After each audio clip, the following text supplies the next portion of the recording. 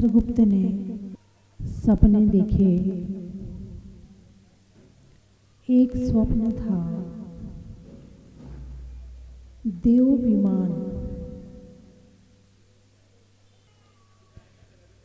विमान वापस लौट रहा है। क्या स्वप्न था? देव विमान वापस लौट रहा है।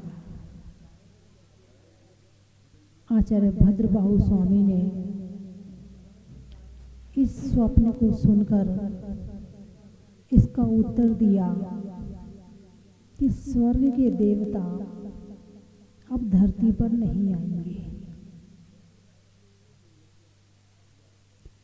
देव 4 प्रकार के होते हैं: भवनवासी, व्यंतर, ज्योतिषी और वैमानिक। जो मध्यलोक के नीचे भवनों में रहते हैं उन्हें भवनवासी कहते हैं। जो मध्यलोक में भ्रमण करते रहते हैं उन्हें व्यंतर कहते हैं। सूर्य, चांद आदि के विमान में जो देवता रहते हैं उनको ज्योतिषी कहते हैं, और जो ऊपर विमानों में रहते हैं उनको वैमानिक कहते हैं। तो जो विमान में रहते हैं वो देवता पंचम काल में धरती में नहीं आएंगे। ये वर्णन चल रहा है पंचम काल का। किसका? पंचम काल का। सम्राट चंद्रगुप्त ने जो स्वप्न देखे वो पंचम काल में होने वाले कार्यों के प्रतीक थे, संकेत थे।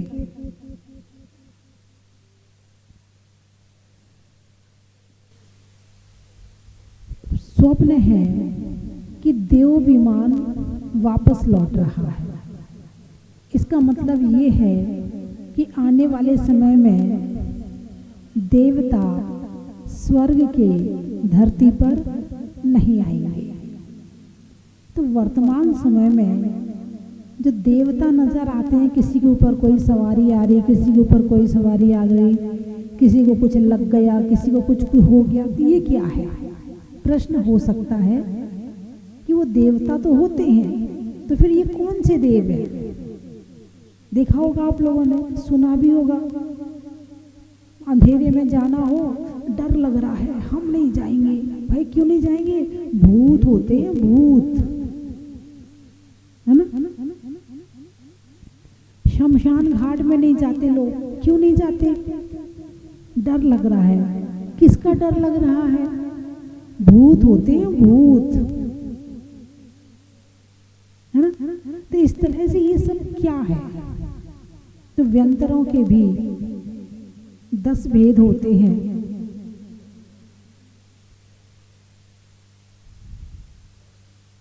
तो जो ये जो 10 भेद वाले व्यंतर हैं, इसमें भूत, पिशाच ये सब आ जाते हैं।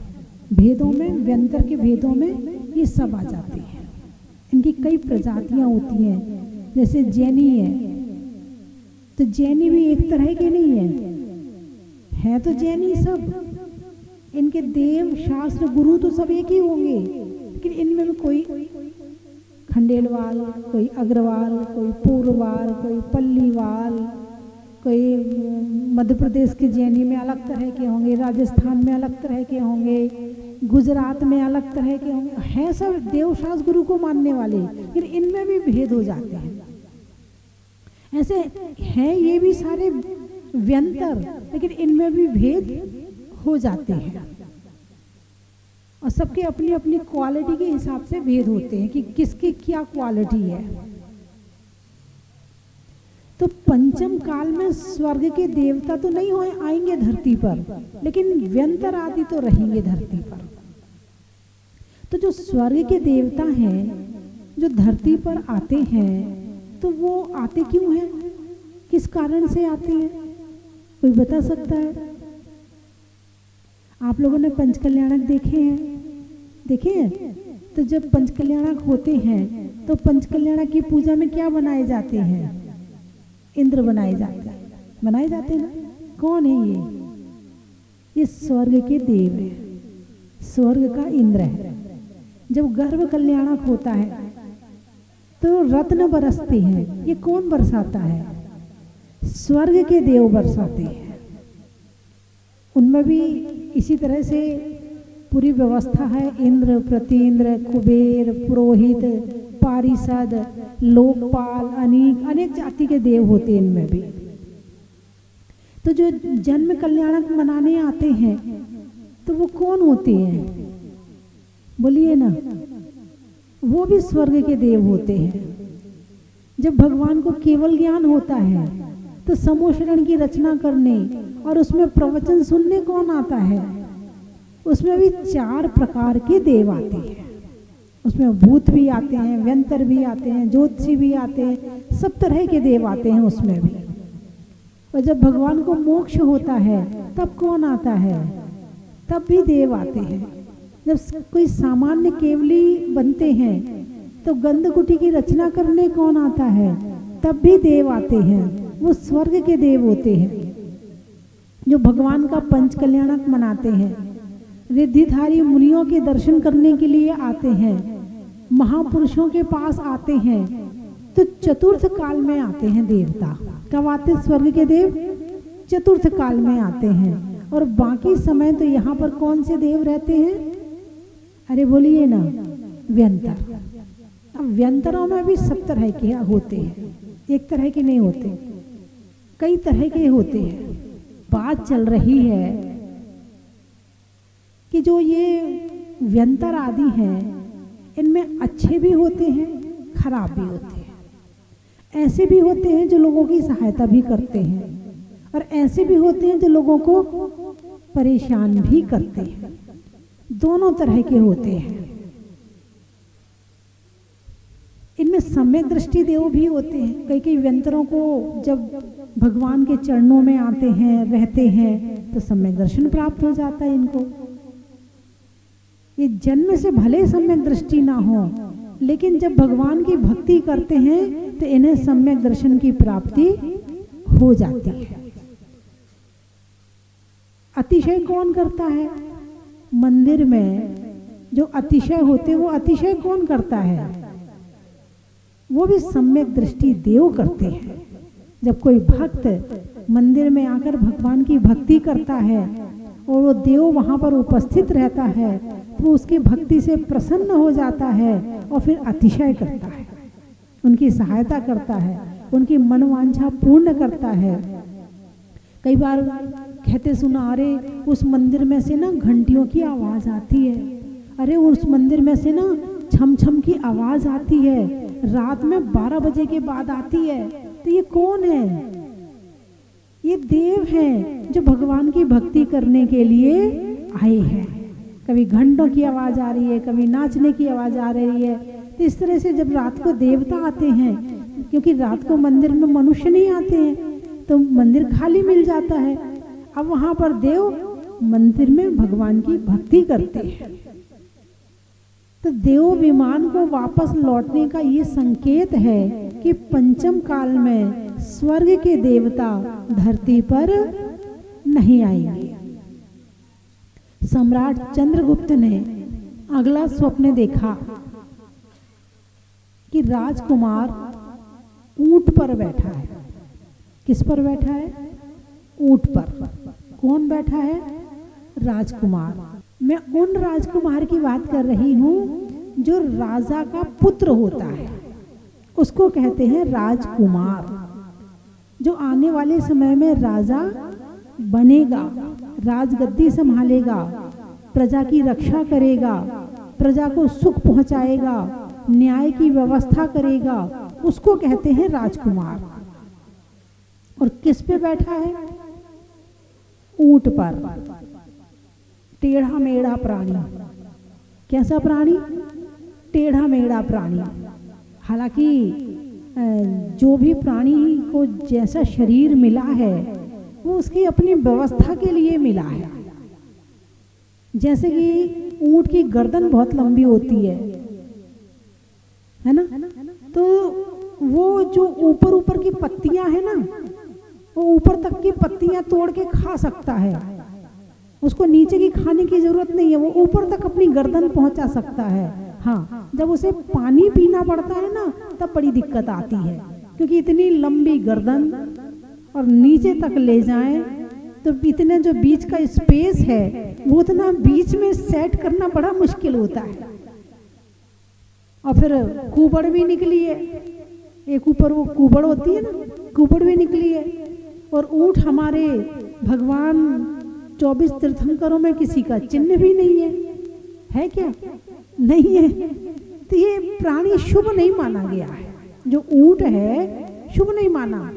हाथी शुभ है, बैल शुभ है, गाय शुभ है ना, और घोड़ा शुभ है, तीर्थंकर का चिन्ह है ना।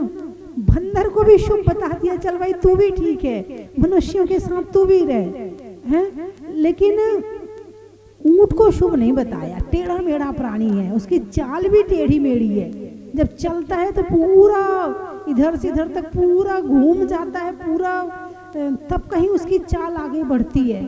तो उसको हमारे यहाँ शुभ नहीं बताया है।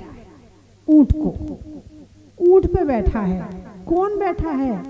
राजकुमार बैठा है, आने वाला राजा बैठा है। इसका मतलब आने वाले समय में जो गद्दी पे बैठेंगे, जो राज करेंगे, वो ऊंट पटांग काम करेंगे। कैसे काम करेंगे? हाँ, काम का नाम क्या कह दिया? ऊंट से काम शुरू हो रहा है, ऊंट पटांग। अब ऊंट अकेले कहेंगे तो थोड़ा सा सही नहीं बैठेगा, तो ऊंट के साथ में क्या जोड़ दिया? पटांग जोड़ दिया, ऊंट पटांग काम। आपस में जब कोई गड़बड़ करता है, सही काम ना करे, जब कोई काम व्यर्थ के करे, तो क्या कहते? क्या ऊंट पटांगे काम कर रहा है, कहते कि नहीं कहते हो? अरे बोलिए ना, है ना। बेचारे ऊंट को बदनाम कर दिया,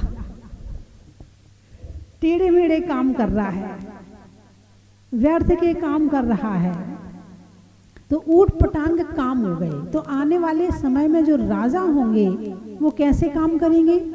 ऊंट पटांग काम करेंगे। धार्मिक काम कम करेंगे और बाकी काम ज्यादा करेंगे। धर्म के अलावा जो काम होंगे वो ज्यादा करेंगे, दया से रहित होंगे। और वर्तमान में देख भी रहे हैं कि स्वार्थ का जमाना बढ़ता जा रहा है। इंसान में सबसे ज्यादा क्या आ गया? स्वार्थ आ गया। अंधा बांटे रेवड़ी। आने वाले बच्चों को कहावत नहीं याद है, क्योंकि हमारी ये जो पीढ़ी है इसने अंग्रेजी बोलना शुरू कर दी है, तो ये हमारी पुरानी पीढ़ी भी वो उसके चक्कर में वो भी छोड़ती चली जा रही है।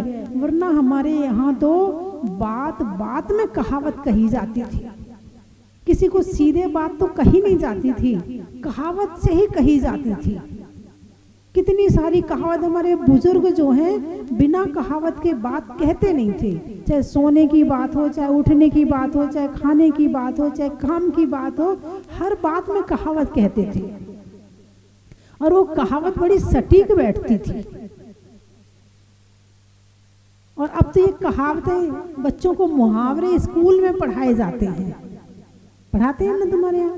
आम के आम गुठलियों के दाम, अपना काम बनता भाड़ में जाए जनता। और बताइए ना, हैं? हाँ, अब तो भूलते चले जा रहे हैं कहावत। अब या थोड़ी बहुत प्रवचन में आती है या बच्चों को किताब में पढ़ाई जाती है। तो ऊंट पटांग काम, ये भी कहावत है, ये ऊंट से संबंधित है। अजगर करे न चाकरी,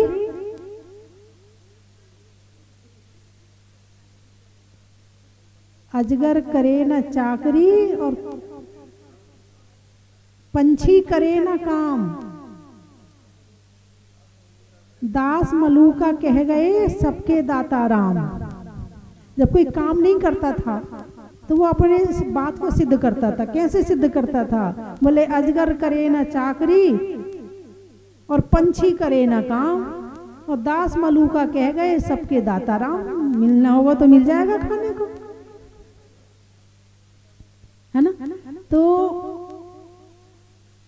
जो पंचम काल के राजा होंगे वो ऊट पटांग काम करेंगे, व्यर्थ के काम करेंगे, कुछ नया करने की सोचेंगे, उस कुछ नया के चक्कर में सब गड़बड़ हो जाएगा। दया से रहित होंगे। लेकिन अभी पंचम काल पूरा नहीं आया, अभी तो केवल 2500 वर्ष निकले। अभी तो आने वाला समय बहुत बाकी है। अभी तो इस समय में फिर भी जो हमारे नेता हो रहे हैं, है ना, धर्म भी करते हैं, धर्म खुद भी करते हैं, करने वालों की सहायता भी करते हैं, इसके साथ में जो धर्म है उसकी रक्षा भी करते हैं, पूरे उसके हिसाब के कानून भी बनाते हैं। अभी एक कानून बन गया है कि जितने स्कूल हैं तो जैन साधु जो विहार करते हैं कोई स्कूल के लिए मना नहीं कर सकता है, ये कानून बन गया है। बीच में एक बार कुछ पिच्छी मोर पंख के ऊपर बात उठी थी कि जैन साधु मोर पंख लेते हैं, तो क्या कहा था, ये बंद कर देने चाहिए। बड़ी आवाज उठी थी, कानून बना दिया था कि ये मोर पंख नहीं ले सकते हैं। फिर उन्हें बताया कि भाई जो मोर पंख छोड़ देता है उससे पिच्छी बनाई जाती है, मोरों को मारा नहीं जाता पंखों के लिए। जब बताया गया तो फिर उन्होंने फिर छूट कर दी कि नहीं आप ले सकते हैं, इसमें कोई दिक्कत नहीं है। फिर बीच में चर्चा आई थी संलेखना नहीं ले सकते। संलेखना आत्महत्या है। क्या है? आत्महत्या। बात उठती रहेंगी बैठती रहेंगी, ऊट पटांग। क्या उठती रहेंगी, ऊंट जैसे उठती रहेंगी, और फिर वो नीचे जाता है तो नीचे भी जाती रहेंगी, तो ऊट पटांग हो गया। तो फिर संलेखना की बात आई कि संलेखना पर रोक लगाई जाए, क्योंकि संलेखना क्या है? आत्महत्या है। जबकि आत्महत्या और संलेखना में बड़ा अंतर है, बड़ा अंतर है। आत्महत्या लोग दुनिया से परेशान होके करते हैं, और संलेखना अपने आप से प्रसन्न होके करते हैं। आत्महत्या जबरदस्ती करनी पड़ती है, और संलेखना अपनी राजी खुशी से ली जाती है। आत्महत्या जीवन के किसी भी उम्र में कर सकते हैं, लेकिन संलेखना जब मृत्यु का समय आता है तब करते हैं, हमेशा नहीं करते हैं। जब देखते कि मृत्यु बिल्कुल निकट ही आ गई है, अब बचने की कोई उम्मीद नहीं है, तो ऐसे समय में फिर संलेखना समाधि दिलाई जाती है। अब किसी को कैंसर हो गया, अब कैंसर भी ऐसा है कि लास्ट स्टेज का है, होता है, कई बार हो जाता है, बीमारी है आ जाती है, लास्ट स्टेज का कैंसर है, अब वो जीने वाला है ही नहीं है, चल भैया समाधि ले ले। उपसर्गे दुर्भिक्षे जरसी रुजायाम च निप्रतिकारे। उपसर्ग में, दुर्भिक्ष में, अधिक बुढ़ापा आने पर है, और निप्रतिकारे, ऐसी बीमारी हो जाए जिसका प्रतिकार ना किया जा सके, तो ऐसे प्राणी को संलेखना दिलवाई जाती है, समाधि दिलवाई जाती है, और वो खुशी खुशी मृत्यु का वरण करता है, खुशी खुशी। आत्महत्या तो मरता है, लेकिन जबरदस्ती मरता है, और इसमें खुशी से। जैसे जन्म का स्वागत किया था, जन्म का स्वागत करते कि नहीं करते? जब घर में बच्चे का जन्म होता है तो कितनी खुशी होती है ना? जन्म के बाद लड्डू भी बांटते हैं, बांटते कि नहीं बांटते? जन्म हुआ है, लेकिन जन्म के बाद क्या होता है? जिसका जन्म हुआ है उसकी, बोलिए ना, मृत्यु होगी। तो जन्म और मृत्यु में अंतर क्या है? जन्म हुआ है तो मृत्यु होगी, और मृत्यु हुई है, बोलिए, मृत्यु हुई है तो जन्म होगा। तो जन्म लेने के लिए क्या जरूरी है? जन्म लेने के लिए क्या जरूरी है? जब कहीं कोई काम किसी को करने के लिए दिया जाए और वो काम ना कर पाए, तो जो उस काम को हमेशा करता है वो वहां पहुंचता है, तो क्या कहता है? हमारे मरे बिना स्वर्ग नहीं मिलेगा। कहते कि नहीं कहते? हमारे मरे बिना स्वर्ग नहीं मिलेगा। तो स्वर्ग भी कैसे मिलता है भाई? हम मृत्यु होना, मनुष्य हम बने रहें, मृत्यु होना और स्वर्ग मिल जाए तो मिल जाएगा क्या? नहीं मिल पाएगा। कैसे मिलेगा? मृत्यु होने पर ही स्वर्ग मिलता है। तो मृत्यु खराब है कि अच्छी है?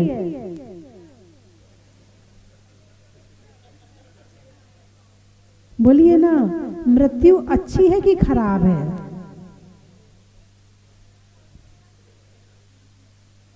अच्छा, 3 चीजें हैं, मृत्यु, समाधि और निर्वाण।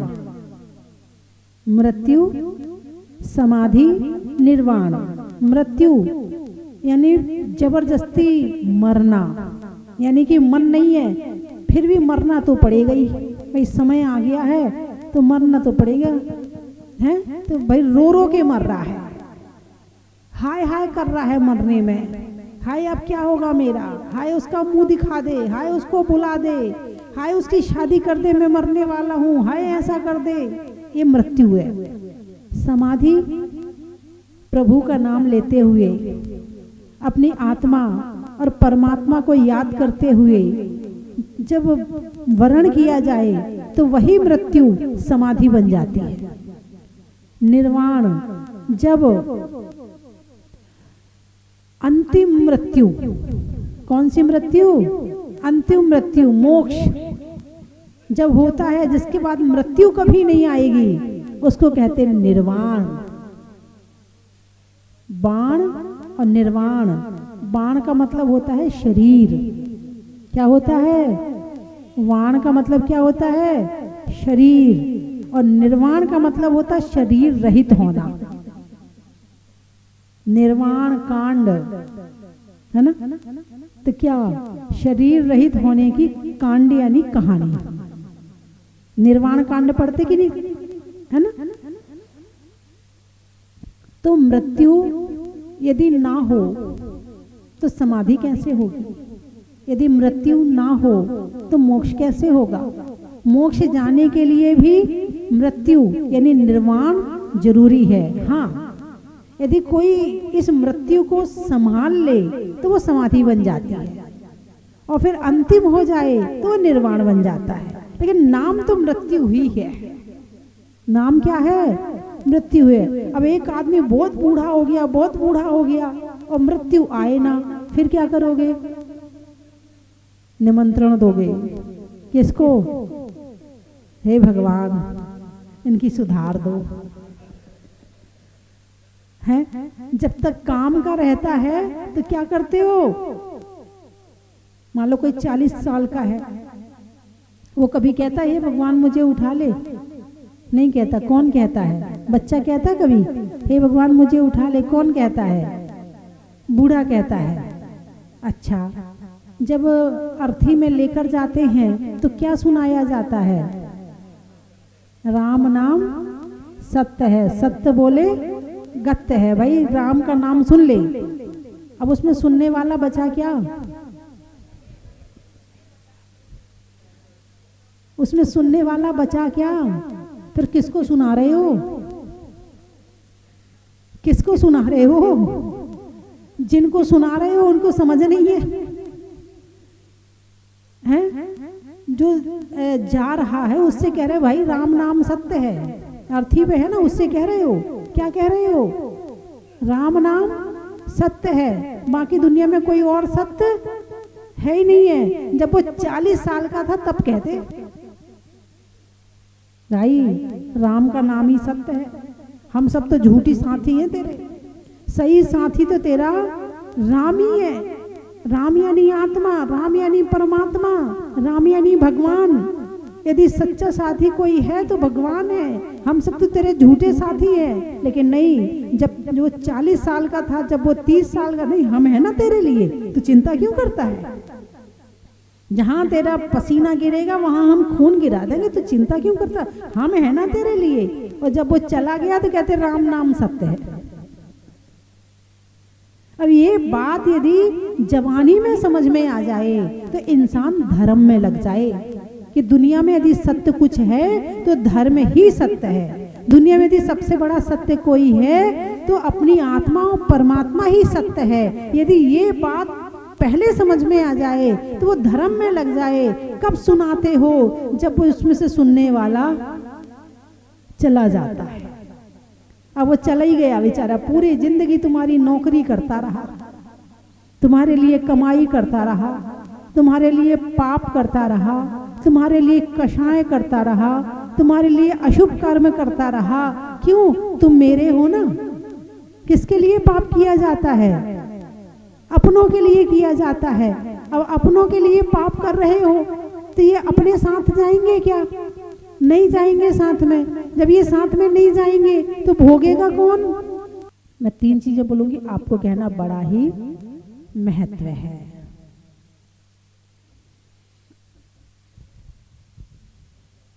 गाय के खूंट का, खूंटा होता ना, गाय बांध, गाय के खूंट का, जंगल में फूंट का, और त्रियंचों में बड़ा ही मैंने तो कहा ही नहीं। चलो कोई बात नहीं, यही कहना था मुझे कि चाहे कोई भी पशु पक्षी, वैसे भले अशुभ बताया है लेकिन फिर भी आत्मा होने के कारण से कोई भी खराब नहीं होता है ना। रिश्तों में अपने का, माला में जपने का, और सम्राट चंद्रगुप्त के सपने का बड़ा ही महत्व है। बारिश में नमी का, रहने के लिए जमी का, और स्वप्नों का फल बताने में आचार्य भद्रबाहु स्वामी का बड़ा ही महत्व है। मुख में तालू का, जंगल में भालू का, और आज यहाँ आने में पीपलू का बड़ा ही महत्व है। चावल में चुनने का, बुनाई में बुनने का, और हमारे बच्चों का। बाकी लोग तो सुन लेते हैं प्रवचन, लेकिन बच्चे प्रवचन सुन रहे हैं, बहुत बड़ी बात है। और बच्चों के द्वारा बड़ी शांति से प्रवचन सुनने का बड़ा ही महत्व। शरीर में कान का, रहने में मकान का, और प्यावड़ी के चंदा प्रभु भगवान का बड़ा ही महत्व है। दूध में मलाई का, हाथ उड़ाने में काइट का, रंगों में वाइट का, और आपके प्रवचन सुनने के लिए माइक का बड़ा ही महत्व है। जयपुर। दाल में मसूर का, नहीं करने में कसूर का, और आने वालों में जयपुर का बड़ा ही महत्व है। गाने में सुर का, नृत्य में नूपुर का, आने वालों में डूंगरपुर का बड़ा ही महत्व है। चिड़िया में चीची का, फलों में लीची का, और आने वालों में रांची का बड़ा ही महत्व है। जीवन में जरा का, रहने के लिए धरा का, और आने वालों में आगरा का बड़ा ही महत्व है। कोटा। सावन की घटा का, रसोई में पटा का, और आने वालों में कोटा का बड़ा ही महत्व है। सेलू। अच्छा। झोपड़ी में खेलू का, खेलू जानते हो? खप्पर। झोपड़ी में खेलू का। चाय में चालू का, स्टेशन पर मिलती ना चालू चाय। और बिहार में, और आने वालों में सैलू का बड़ा ही महत्व है। नहीं करने में फिकर का, बातों में जिक्र का, और आने वालों में सीकर का बड़ा ही महत्व है। अंगुली में पौर का, जंगल में मोर का, और आने वालों में इंदौर का बड़ा ही महत्व है। पशुओं में खुर का, गाने में सुर का, और आने वालों में उदयपुर का बड़ा ही महत्व है। सुबह के बाद शाम का, और सत्य में राम का, और आने वालों में रतनाम का बड़ा ही महत्व है। बोलिए 24 भगवान की जय। आज मैं मुनि सुरेंद्रनाथ भगवान जाजपुर वाले बड़े बाबा की शांति धारा का जो आनंद आया वो मेरे को जीवन में नहीं आया क्या। और ऐसा ही इतना अतिशय प्रभु का जिसका मैं वर्णन नहीं कर सकता। जहाजपुर के बड़े बाबा मुनि सुरेंद्रनाथ भगवान का आज प्रथम अभिषेक और शांति धारा करने का सौभाग्य मिला, जिसको करके बहुत ही आनंद आया। और मैं सभी से चाहता हूँ, पूरे भारतवर्ष दिगंबर जैन समाज से चाहता हूँ कि वो आए और एक बार अवश्य दर्शन जरूर करें जहाजपुर वाले बड़े बाबा की जय। इस तरह की स्वस्ति धाम की व्यवस्था और कहीं पर भी नहीं है। इतना अच्छी व्यवस्था, गर्म पानी की, ठंडे पानी की, रूम की, और इतना माता जी का न भूतो न भविष्य की ऐसा मंदिर माता जी ने तैयार किया है। यह सौभाग्य की बात है और पूरे विश्व में माता जी का नाम रहे, यही भगवान से प्रार्थना। मुनीश्वरनाथ भगवान की जय। आज हमारी वैवाहिक वर्षगांठ को 11 वर्ष पूर्ण हुए। हमारा ये सपना था कि हम कहीं और ने जाकर इस जहाजपुर वाले मुनीश्वरनाथ भगवान के दर पे आएं और अपना जीवन का कल्याण करें और इस वैवाहिक वर्षगांठ को बहुत एक नया आयाम दे। और आज हम यहाँ आके धन्य हो गए। हमको आरती करने का भी सौभाग्य प्राप्त हुआ और आज शांति धारा का भी सौभाग्य प्राप्त हुआ। ऐसे हमारे भाव थे और उन भावों को हमारे भगवान ने भा लिया। धन्य हो गई ये धरती, धन्य हो गई ये धरा और धन्य हो गए हम कि आज हम जहाजपुर पे अपनी 11वीं वर्षगांठ को मना रहे हैं। जय मुनि सुव्रतनाथ। गर्भ जन्म तप ज्ञान मोक्ष है, भक्ति को धर्म का यही वृक्ष है। कल्याण के कल्याण कराए, निज कल्याण के भाव बनाए। गर्भ कल्याण के रत्न बरसे, जन्म कल्याणक जन जन हर्षे। तप कल्याणक मुनि बनाए, ज्ञान कल्याणक ज्ञान को पाए। जय मुनि सुव्रतनाथ, जय मुनि सुव्रतनाथ, जय मुनि सुव्रतनाथ, जय मुनि सुव्रतनाथ। केवल ज्ञान हुआ उजियाला, हम अरिहंत की फेरे माला। ज्ञान अनंत शक्ति के धारी, कर्म शक्तियाँ तुमसे हारी। पूजा भक्ति तेरी गाऊं, पाप नाशने शक्ति पाऊं। पाप बोझ से दबे हुए हम, कर्म भार से लदे हुए हम। जय मुनि सुव्रतनाथ, जय मुनि सुव्रतनाथ, जय मुनि सुव्रतनाथ, जय मुनि सुव्रतनाथ। माया मोह का फैला दलदल, कष्टों के मंडराए बादल। भक्तों की पीड़ाएं हर दो, निज आत्म शुद्धि का वर दो। कृपा करो तुम करुणा। जय मुनि सुव्रतनाथ। गर्भ जन्म तप ज्ञान मोक्ष है, भक्ति को धर्म का यही वृक्ष है। कल्याण के कल्याण कराए, निज कल्याण के भाव बनाए। गर्भ कल्याण के रत्न है बरसे, जन्म कल्याण। कंचन की थाल को सजाओ रे आज, रत्नों की थाल को भर लाओ रे आज। आओ आओ करे रे गुणगान, आरती भगवन की। आओ आओ करे गुणगान, आरती भगवन की। आओ आओ करे रे गुणगान, आरती भगवन की।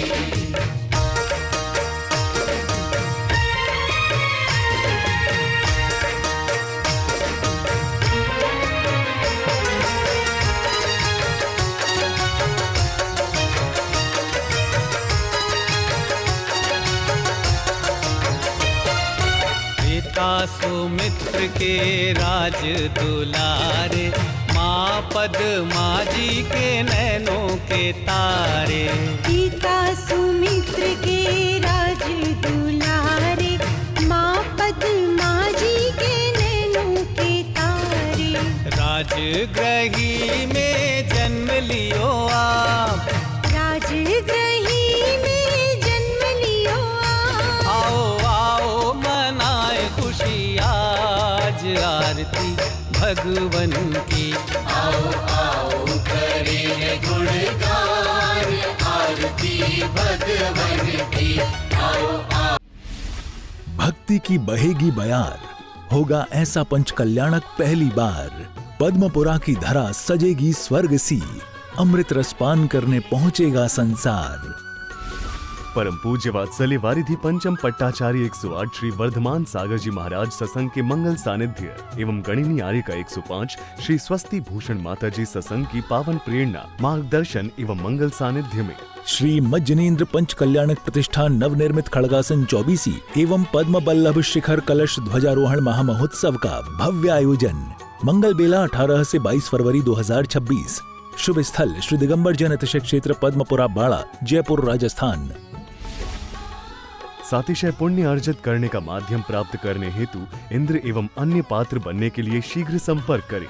इस ऐतिहासिक महाआयोजन का भव्य प्रसारण देखना न भूलें, सिर्फ पारस चैनल पर।